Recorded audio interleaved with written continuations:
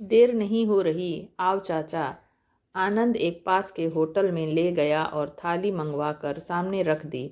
चाचा ने शायद बरसों बाद थाली भर खाना देखा था। खाते हुए एक तृप्त भरी मुस्कान उनके चेहरे पर आ गई। जीते रहो बबुआ, खुदा खूब तरक्की दे, खुश रखे। चाचा ने मन भर दुआएं दी। अरे आगे जाओ बाबा। कार से उतरते हुए आनंद के कानों में आवाज़ आई तो उसकी निगाहों उस बूढ़े व्यक्ति की तरफ उठ गई जो किसी से खाना खिला देने को कह रहा था। आनंद की स्मृतियों में उस बूढ़े को देखकर अचानक एक चेहरा कौंध गया। आप सुलेमान चाचा हो ना? आनंद ने उसके पास जाकर पूछा। हाँ हाँ, आप कौन साहब? अचकचा कर उसने पीछे मुड़कर देखा। इतनी इज्जत की शायद उसे कभी आदत नहीं रही थी। मैं आनंद, बहुत साल पहले एक बीमार बच्चे को आप बंदर बंदरिया का खेल दिखाने आते थे, क्योंकि उसे थोड़ी खुशी मिलती थी और वह थोड़ा सा कुछ खा लेता था, दवाई भी ले लेता था। आनंद को अब तक भी वो सब बातें याद थी। अचानक उसे पता नहीं ऐसी क्या बीमारी हो गई थी कि उसका बुखार ही ठीक नहीं हो रहा था। माँ पिताजी न जाने कितने डॉक्टरों से इलाज करवा कर हार चुके थे। किसी को समझ ही नहीं आ रहा था कि उसे हुआ क्या है। आनंद की भूख भी मर गई थी। दवाई देखते ही वह उल्टी कर देता था। न हंसता न किसी से बात करता। उम्र थी 9-10 वर्ष की। बीमारी बढ़ती जा रही थी। तब एक दिन यह सुलेमान चाचा अपने बंदर बंदरिया को लेकर डुगडुगी बजाते हुए उनके घर के सामने से निकले थे। आनंद अपनी माँ के साथ आंगन में बैठा था। बंदर देखकर आनंद ने उनका खेल देखने की इच्छा प्रकट की। माँ ने मदारी को आंगन में बुलवा लिया। बंदर का नाम सूरज और बंदरिया का चमेली बाई था। उनके करतब देखकर आनंद महीनों बाद मुस्कुराया था। जब माँ ने दोनों को केले दिए तो आनंद ने भी खाने को कुछ मांगा। माँ तो खुशी से भर उठी। उसने मदारी से कहा कि वह रोज़ आया करे ताकि आनंद थोड़ा कुछ तो खा लिया करे। तब मदारी रोज़ आने लगा। आनंद उसे सुलेमान चाचा कहता। सूरज और चमेली बाई आनंद को नाच दिखाते और उससे काफ़ी घुल मिल भी गए। सुलेमान चाचा खेल खेल में आनंद को दवाइयाँ भी खिला देता। माँ सुलेमान को पैसे देती तो वह मना कर देता।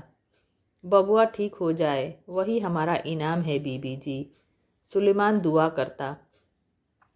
तब माँ उसे सूरज और चमेली बाई को भी खाना खिला देती ज़बरदस्ती। महीनों सुलेमान आता रहा। आनंद धीरे धीरे ठीक होने लगा। जब स्कूल जाने लगा तब सुलेमान हर रविवार को आता उसे देखने। आनंद की मुस्कान लौट आई थी उसकी वजह से। माँ हर रविवार उसे खाना खिला कर ही भेजती थी। फिर कुछ सालों बाद आनंद के पिताजी का तबादला हो गया और वो वहाँ से चले गए। अब इतने सालों बाद आनंद नौकरी के चलते दोबारा इस शहर में आया और सुलेमान चाचा से मिला। हाँ हाँ आनंद बबुआ, अरे तुम तो साहब बन गए, कैसे हो बबुआ? सुलेमान की आंखें भीग गई। मैं ठीक हूँ चाचा। सूरज और चमेली बाई? आनंद ने कहा। चले गए, मेरे जीवन भर के साथी चले गए, सब चले गए। चाचा की आंखों से उनकी याद में आंसू बहने लगे। और घर में? आनंद ने पूछा। बच्चे हैं नहीं, पत्नी भी सालों पहले गुजर गई। सूरज और चमेली का ही साथ था, वो भी। चाचा का गला रुध गया। उम्र भर उन दोनों ने ही मुझे पाला, कमा कर खिलाया। आनंद ने देखा चाचा के कपड़े फटे हुए थे। दोनों पैरों में अलग अलग नाप की चप्पलें थी। उन दोनों के न रहने पर इस बुढ़ापे में अब शायद भीख मांगकर ही खाना खाते हैं। आओ चाचा, चलकर खाना खाते हैं। आनंद भरे गले से बोला। नहीं नहीं बबुआ, देर हो रही होगी, तुम जाओ। चाचा संकोच से भरकर जाने लगे। देर नहीं हो रही, आओ चाचा। आनंद एक पास के होटल में ले गया और थाली मंगवा कर सामने रख दी। चाचा ने शायद बरसों बाद थाली भर खाना देखा था। खाते हुए एक तृप्त भरी मुस्कान उनके चेहरे पर आ गई।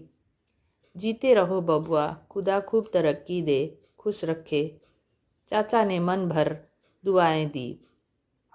आनंद ने होटल वाले को महीने भर के पैसे दे दिए और कहा कि चाचा को दोनों समय पेट भर खाना खिला दिया करे, हर महीने पैसे दे जाया करेगा। अब उसे सुलेमान चाचा के लिए कुर्ता पजामा और जूते खरीदने थे। बचपन की मुस्कुराहटों का कर्ज तो वह चुका नहीं सकता था, लेकिन कुछ कर्ज तो पूरा कर ही सकता था। तो फ्रेंड्स, यह एक हार्ट टचिंग स्टोरी आपको कैसी लगी? मिलते हैं कुछ और अच्छी अच्छी कहानियों के साथ नेक्स्ट वीडियो में। बने रहिए मेरे इस चैनल के साथ। Thank you.